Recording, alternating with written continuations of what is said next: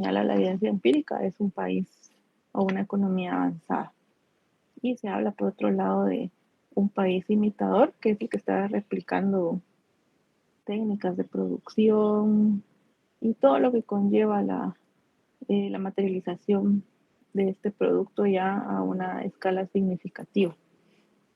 Entonces, si retomamos este análisis, y él les planteaba 5 etapas o 5 fases por las que atraviesa este nuevo producto que se lanza al mercado en el tiempo cero, ¿verdad? Recordemos que estamos graficando el tiempo en el eje horizontal y las cantidades del producto sin señalar cantidades precisas. La idea aquí es tener una orientación de la evolución. Entonces, en ese momento cero, se lanza al mercado este nuevo producto, es decir, ese producto es donde nace ese bien, ¿verdad? Vamos a ver este momento, mejor dicho. Entonces, es la fase del nuevo producto. Entonces, llamémosle nacimiento. Aquí, pues, se introduce al mercado este bien y como es un producto nuevo, producto de cierta investigación y desarrollo, pues inicialmente aquí voy a graficar como lo traté de hacer en clase. Aquí vamos a ver una gráfica que ya elaboré, la diseñé, entonces ya la repliqué. Entonces yo les voy a compartir luego el resultado. No las comparto previamente porque a veces tienen errores y ya cuando lo comparto con ustedes lo arreglo. Pero inicialmente este país produce, lo vemos aquí en esta línea negra, produce este bien para el consumo interno. Es decir, aquí vamos a ver en color azul el consumo y en color negro la producción. Pero en esta etapa solo produce para el mercado local, es decir, todavía no está comercializando. Entonces, luego, conforme pasa el tiempo, vemos la siguiente etapa, que es la fase de crecimiento del producto. Crecimiento, donde en esta fase la producción se perfecciona en el país innovador y por ello se puede producir más, es decir, se perfecciona la técnica, se optimizan los procesos aún más conforme ha pasado el tiempo. Y aquí es importante señalar que no hablo precisamente de cuánto dura cada etapa, porque eso va a depender del tipo del bien del que estemos hablando. Y esto va cambiando conforme evoluciona la tecnología. También puede ser que un producto antes eh, sobreviviera en el mercado mucho más que ahora, debido a las tecnologías. Es un problema latente en la actualidad en países como Estados Unidos. ¿Sí? Entonces, en esta fase se perfecciona, se satisface una demanda, pero ya no solo interna, sino también externa, ya pues está en esa capacidad de producir, ¿verdad? Entonces se expande la producción hacia el mercado internacional, ¿sí? Y aquí todavía no hay producción extranjera, ¿verdad? Entonces, como no hay producción extranjera y ya se está satisfaciendo esta necesidad local que acabo de pintar en azul, pues este país innovador puede exportar esta diferencia que vemos en el gris claro de el país innovador, y en el caso del país imitador vemos que como todavía no está en la capacidad de producir, pues importa ese excedente de producción de el país innovador, ¿sí? Entonces, eh, y recuerden que aquí todavía persiste lo que hablábamos de el modelo de la brecha tecnológica. ¿Qué observaríamos con respecto a la situación en esa etapa 2 respecto a la competencia?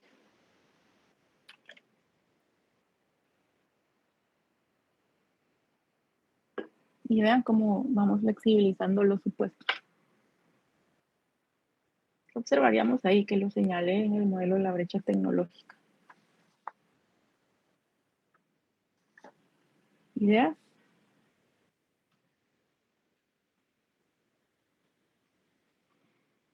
Que existe un monopolio temporal. Exactamente, gracias, Katie. Ajá, hay un monopolio temporal, o sea, eso se mantiene. Ya se flexibilizó el supuesto de competencia perfecta que traíamos del modelo original de Fetcherolin. Y así se pueden seguir flexibilizando otros supuestos, no, no lo vamos a hacer con todos.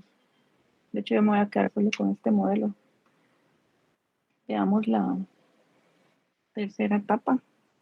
La tercera etapa es la etapa de madurez del producto. Sí, ¿qué se observa en esta etapa? Pues aquí hay un proceso importante de estandarización del producto. Es decir, que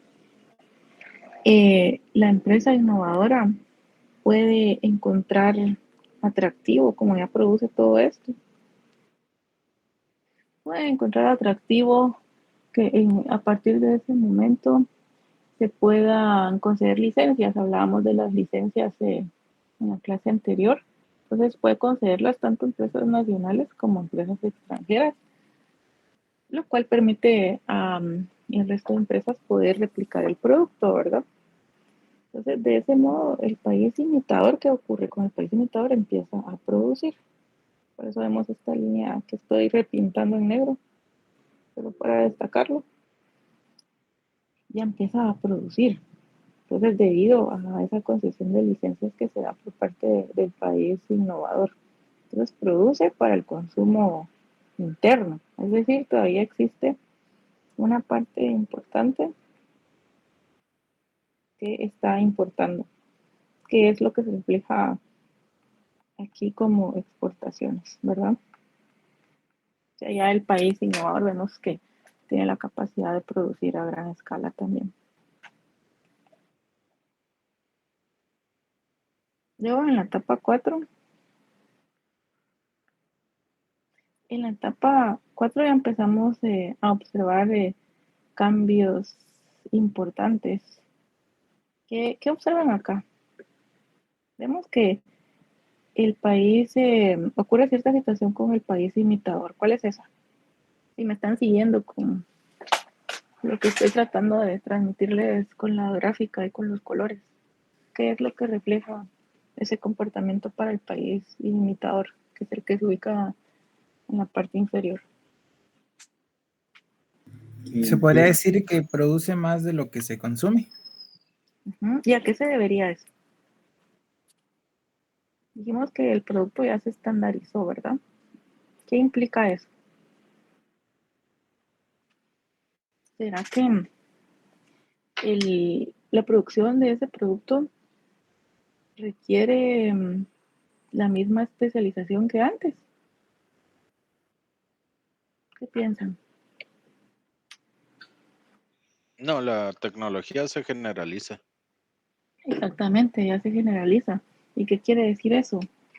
Y aquí la idea también que hay detrás de este tipo de modelos es que las características en cuanto a mano de obra del país innovador difieren mucho en cuanto a las del país imitador, porque un país innovador como Estados Unidos posee mano de obra calificada, la cual se requiere en las primeras etapas de este modelo, ¿verdad? En las primeras etapas de vida del producto.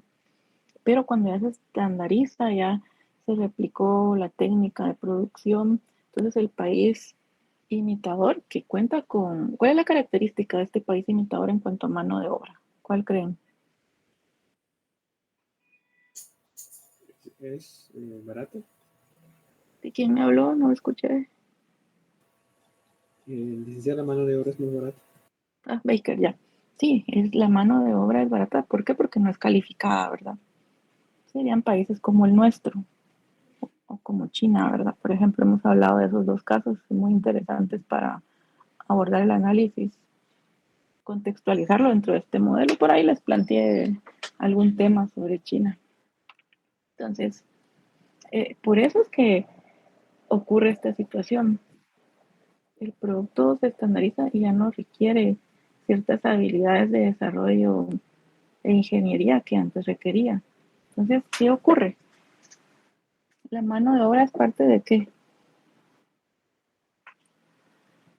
¿Parte de qué dentro del proceso productivo?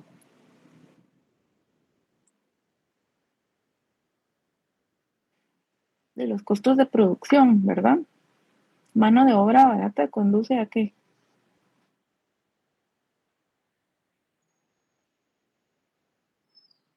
Precios ¿A qué con- baratos. Ujú. Es decir, se puede vender más barato. Vean lo que produce. Está aprovechando su recurso en el que tiene abundancia. Entonces, ya puede producir a mayor escala aprovechando esa mano de obra no calificada que resulta ser barata, ¿verdad? Entonces, ya puede producir más, puede expandirse incluso a terceros mercados. Y la producción en el país innovador entonces declina.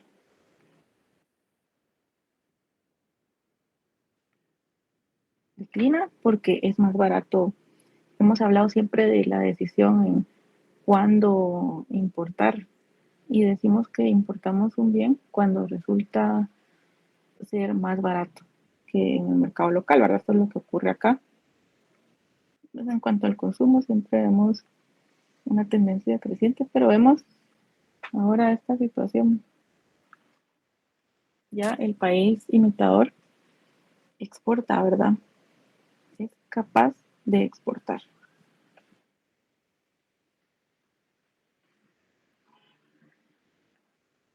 Y finalmente la etapa número 5. ¿Qué podríamos decir de esa etapa?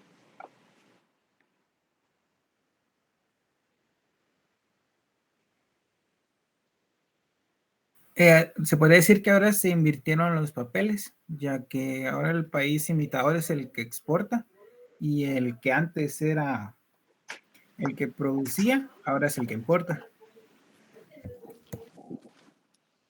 Sí, exactamente. ¿Y por qué se da esa situación? ¿Por qué creen? ¿Qué les dice la intuición? Porque como habíamos dicho, ahora es más barato. Es más Ujú, barato para el país imitador, entonces le sale mejor exportar y al otro importar. exactamente. Entonces, vemos esa situación, el país imitador, decíamos que ya puede vender más barato, que el país innovador también, no solo en el mercado local, sino en el mercado donde originalmente se lanzó al mercado este bien. ¿Sí? Entonces, ¿qué pasa con la producción del producto en el país innovador? Empieza a declinar, ¿verdad? Empieza a declinar rápidamente o se desploma. Estas dos últimas etapas, la 4 y la 5, se les conoce como etapa de declive del producto.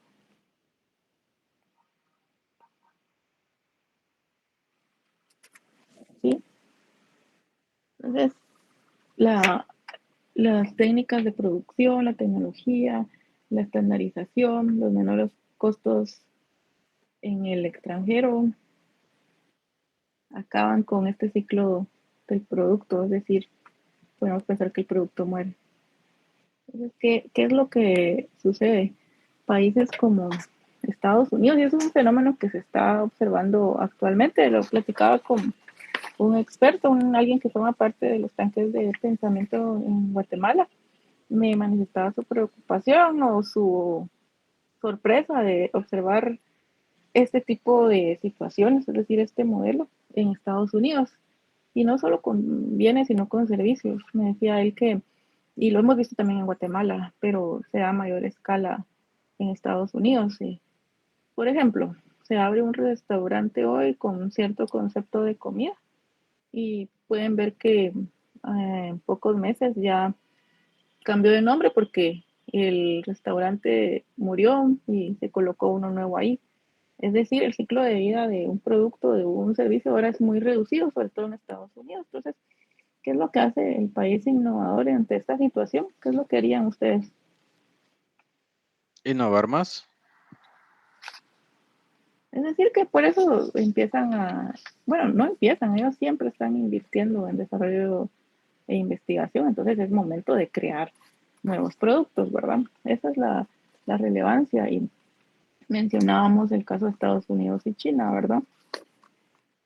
Y aquí pensemos, antes de entrar a ese análisis interesante, sí, Camilo.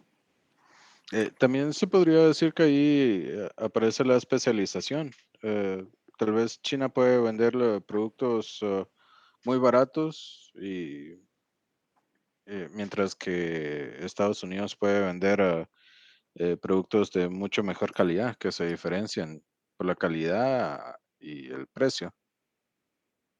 Sí, bueno, aquí hablamos de un producto que se puede estandarizar, ¿verdad? Esa es la característica y la restricción en este modelo. Es un bien que Ok, se puede estandarizar. Ujú.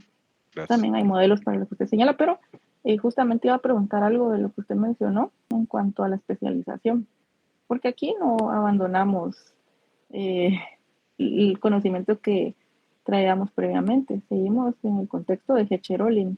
Entonces, ¿cómo podemos identificar la ventaja comparativa? ¿Cuál sería la ventaja comparativa en este caso?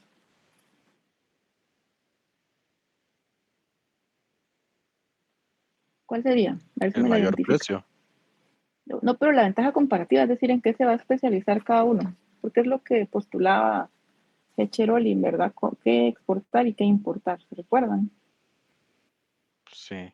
Y pues el país imitador exportaría el producto barato. No, no es eso lo que pregunta. Bien, sí, ¿quién tiene ventaja comparativa? Eso es lo que, ¿cómo se da esa ventaja comparativa? Eso es lo que pregunto. ¿Alguien que ayude a Camilo?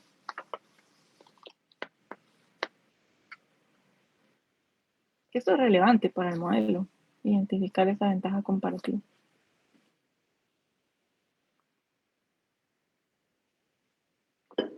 ¿Alguien? Yo lo que, yo lo que creo es que la ventaja comparativa evoluciona, ya que al principio, como el país innovador era el que exportaba, o sea, al principio ellos tenían la ventaja comparativa, pero luego a través del tiempo, cuando ya apareció el país imitador, ya se volvió más barato para ello. Entonces ahora, como había dicho, se intercambian los papeles y ahora la ventaja comparativa es para el país imitador. Sí, exactamente. Entonces vemos una ventaja comparativa temporal, ¿verdad? Y un desplazamiento. O sea, la ventaja comparativa en el bien se desplaza del país innovador o la economía avanzada que lo introdujo originalmente a los países menos desarrollados, ¿verdad? Se desplaza porque ahí la mano de obra es relativamente más barata, ¿sí? Y podemos hablar también de eh, ciertas situaciones que se dan. Voy a, voy a colocar esta para luego preguntarles. ¿Por qué este tipo de productos del que hablamos? Porque al principio es un bien exclusivo, ¿verdad?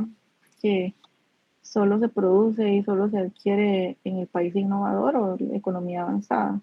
Es porque es que se pueden producir en esos países. Eso también es interesante. Y básicamente es por estas tres razones que tienen en pantalla. Hay mayores oportunidades de poder producirlos ahí, dado los recursos tecnológicos, físicos, laborales con los que cuenta un país del tipo como Estados Unidos, ¿verdad? Tienen la tecnología, tienen el personal calificado. Entonces, ahí se puede producir.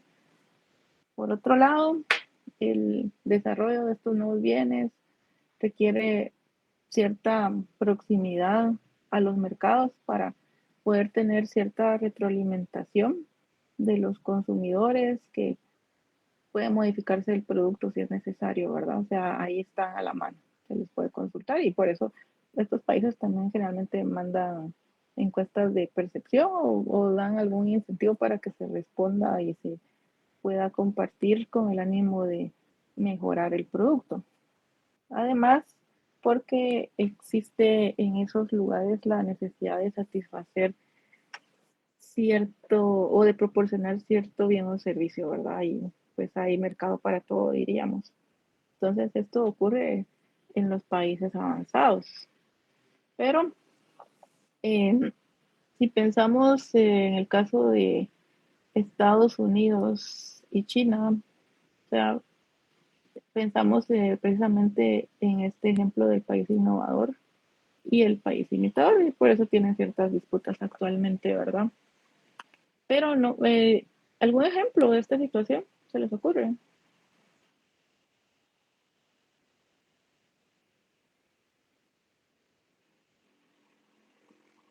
¿Qué pasa planteaba un ejemplo que se me vino a la mente de los televisores, cómo ha evolucionado el diseño, la calidad de los televisores y los vehículos también?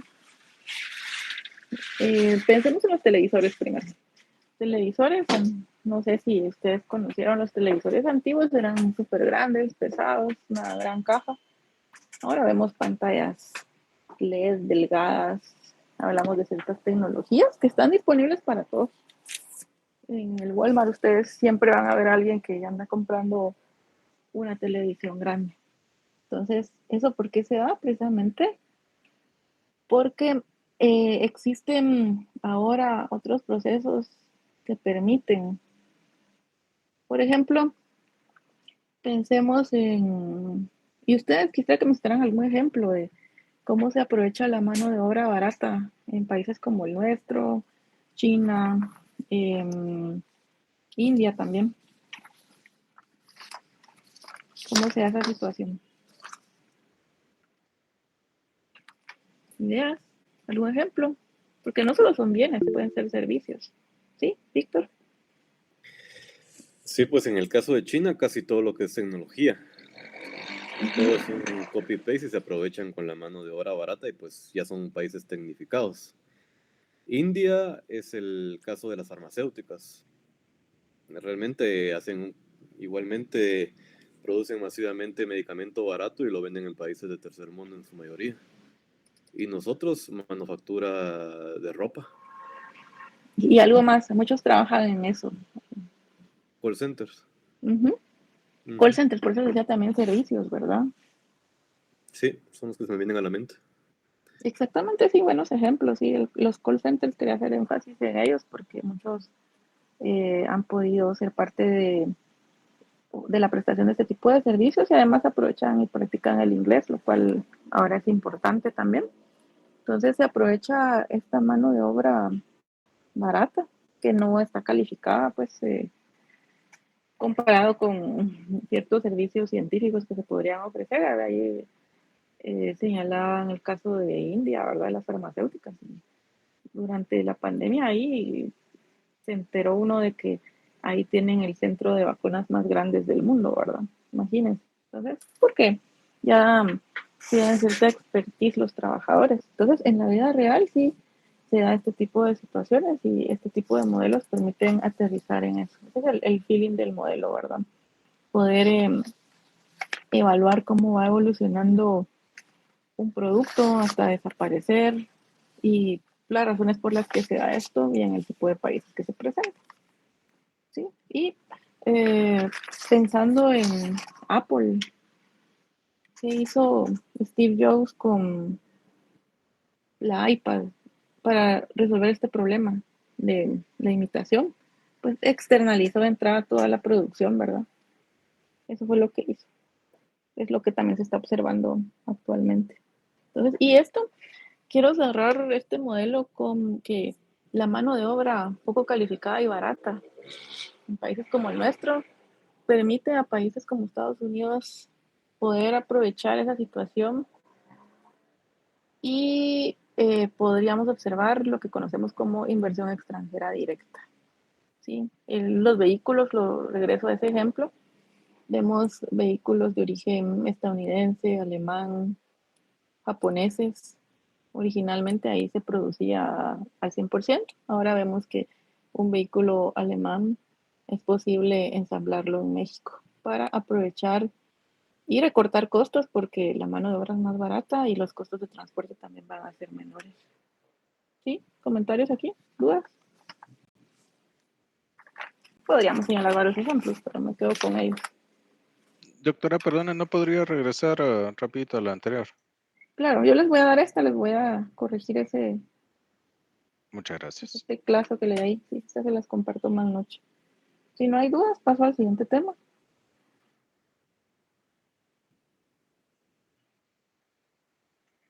Unidad, sería la unidad 3. Empezaríamos con la unidad 3 Seguimos pensando en los supuestos que se plantearon hasta Hecheroli, ya flexibilizamos unos con este último modelo, ya hay un monopolio temporal. Hablamos de otras situaciones, de la ventaja comparativa puede ir evolucionando, pero habíamos impuesto una restricción muy fuerte. Decíamos que no existían barreras al comercio. ¿Qué nos dice la realidad? Pues existen muchas restricciones para que las relaciones comerciales se den de forma fluida. Y por ello, la unidad 4 abarca el análisis de estas restricciones, empezando con los aranceles. ¿Sí? Entonces, si pensamos en aranceles, y aquí hay mucho que abordar. Primero, tendríamos que empezar por entender qué es un arancel. Yo pienso que todos hemos sido objeto de aranceles en algún momento. Entonces, un arancel es un impuesto que cobra cierta institución, en este caso se cobran aduanas, ¿verdad? Cada vez que se atraviesa la frontera. ¿Sí? ¿Me explico? Entonces hay un cobro y esto es parte de la política comercial que establecen los países. No hay una definición en cómo construir estas políticas, va a depender de las necesidades y los objetivos que se plantee cada país. Y también del poder que tenga sobre el mercado. No es lo mismo hablar de Estados Unidos que de Guatemala. En eso creo que estamos muy claros.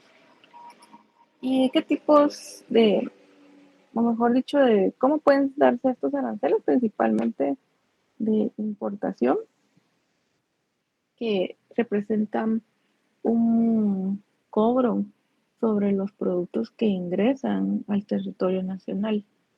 ¿Sí? Por otro lado, los de exportación, que se cobran a los productos que salen de la frontera nacional, es decir, que lo que va de Guatemala al resto del mundo. Principalmente en el caso de los países en desarrollo,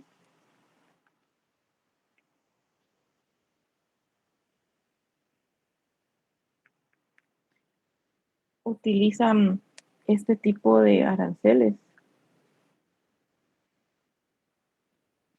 O también en algunos casos, ¿qué pensamos de Guatemala? ¿Qué piensan de Guatemala? Si conocen un poco de cómo ha evolucionado estas restricciones al comercio en el caso de Guatemala.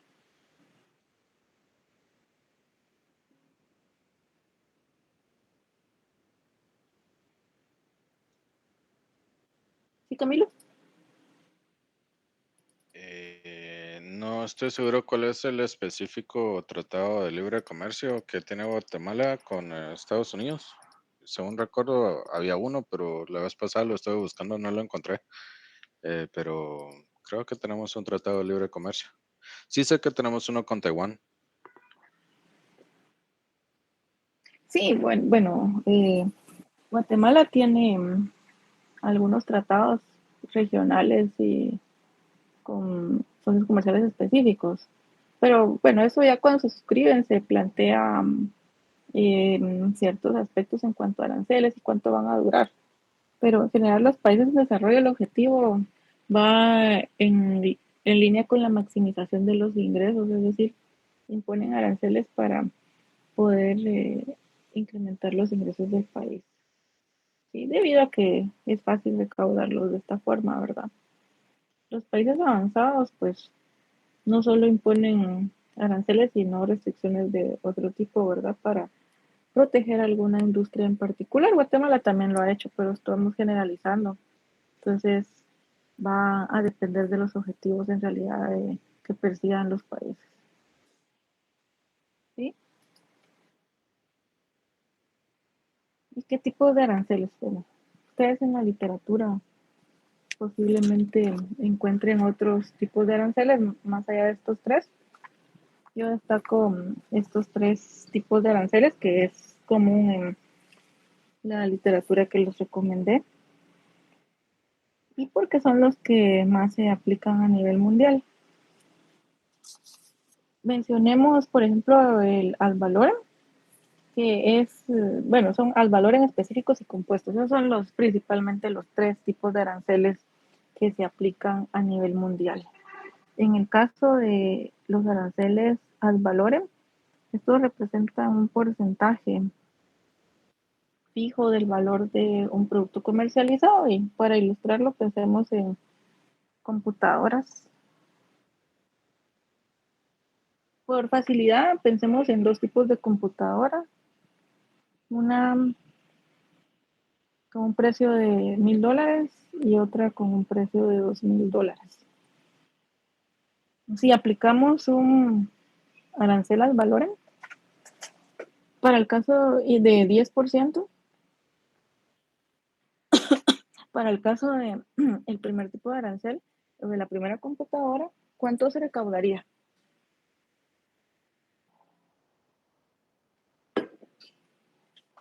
$100. Exactamente, ahora son operaciones sencillas solo para ilustrar. Y en el caso de la segunda, 200, ¿verdad? Entonces, en total, aquí, por las 2 computadoras, el país recaudaría $300. En el caso de un arancel específico, va a corresponder a una cantidad fija por unidad del producto que se comercializa. ¿Sí? ¿Quién me iba a hablar? No, bueno. Pensemos, por ejemplo, que el país va a fijar un impuesto específico de $100 por computadora comercializada. Entonces, en este caso, por la primera computadora recaudaría 100 y por la segunda también 100, para un total de $200. Por eso hice este ejemplo con 2 precios distintos para señalar este caso. El último tipo de arancel que podemos señalar acá es el de un arancel compuesto. ¿Qué va a representar un arancel compuesto? La suma de estos 2. ¿Sí? Es decir, pensemos en que en el caso de este país va a fijar un ad valorem de 10% y un específico de $100. En el caso de la primera computadora sería de las valores $100, el específico 100, 200 en total. Para la computadora 2 serían $200 y de las valores y siendo el específico tendríamos un total de 300 para un total de $500 recaudados para este país. ¿Sí? ¿Todo claro ahí? Doctora, ¿puedo hacerle una pregunta? Claro que sí. Gracias. Yo la duda que tengo es, creo o comprendo de que el propósito de los aranceles es como para propiciar el proteccionismo comercial. Si, por ejemplo, mi, no sé, computadora hecha en Guatemala cuesta 1,000 quetzales, pero pongo de aranceles para las computadoras que vienen de Estados Unidos y van a valer 1,100 traídas de Estados Unidos, la gente va a comprar computadoras guatemaltecas. ¿Ese sería el propósito o hay otros propósitos para los aranceles? Hay varios propósitos y uno de ellos es el que usted señala, proteger alguna industria nacional. Se ha hecho en nuestro caso se puede hacer con café, con cardamomo, azúcar. Ustedes exploran eh, esos casos, resultan ser interesantes. Estados Unidos, pues vean el caso de Estados Unidos y China. ¿Alguien ha leído qué pasó recientemente sobre algunas decisiones de Estados Unidos y Canadá?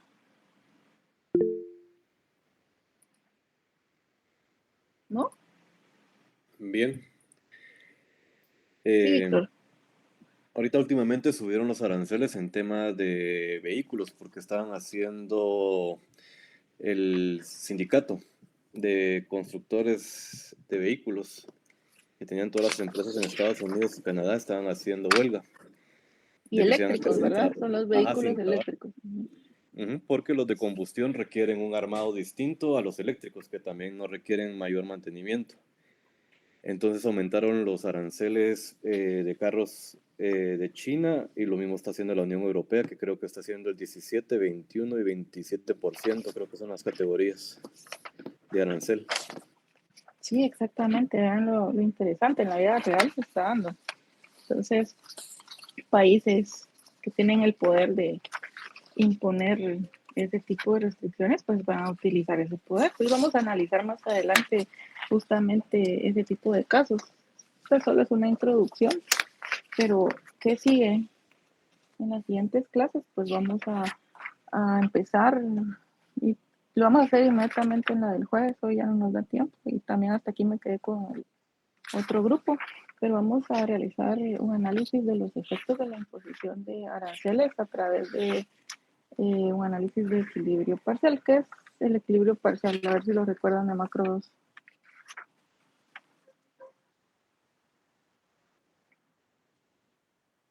Pues el equilibrio parcial es la fotografía típica de donde las fuerzas del mercado, oferta y demanda, establecen precios. Ese sería el equilibrio parcial. También vamos a analizar curvas de oferta y ahí vamos a ver hasta dónde puede ser eficiente la aplicación, hasta la magnitud de un arancel. Eso en las siguientes clases. ¿Dudas? ¿Comentarios? Todo bien, Bueno, doctora. si no tienen dudas y comentarios, pues ya se habrán dado cuenta que ya coloqué una tarea. Vamos a tener también un laboratorio sobre aranceles cuando culminemos el tema, por supuesto. Como lo pudieron ver en el caso de la teoría Hecher-Ohlin, que ahí sí me interesa ir más allá, se van a dar cuenta que los últimos problemas ya son más analíticos. La idea de los laboratorios es complementar lo que se ve acá. O sea, no replicarlo como el país imitador, ¿verdad? Sino que pulir ese análisis. Eso sí es muy importante para economía, el análisis. Y muchos ya lo han experimentado, han identificado esas deficiencias que se tienen en algún momento en cuanto al análisis. Y ahí sí vamos a ver tal vez números en el caso de los aranceles, pero también les asigné la investigación. Ahí ven temas interesantes. Se crearon los grupos de forma aleatoria, como lo manifesté, respetando en dónde se encuentran asignados, ¿verdad? ¿Dudas? Comentarios igual que tienen dudas, porque tienen a partir de hoy un mes exactamente para el trabajo, ¿verdad? Entonces más adelante podemos hablar de eso. ¿Sí? No hay comentarios, pues. No, pues lo dejamos hasta acá. Seguimos el jueves con el tema que ya les anticipé. Los Buenas efectos noches, de doctora. Aracel. También buenas noches. Alicia, usted le puede mandar su correo al licenciado Ortiz para que ya solo pueda ingresar a las clases. Sí. Bueno, está bien. Entonces les deseo feliz noche. Los veo el jueves en esta plataforma. Que descansen. Feliz noche, Alicia. Feliz noche, Feliz noche, compañeros. Feliz noche.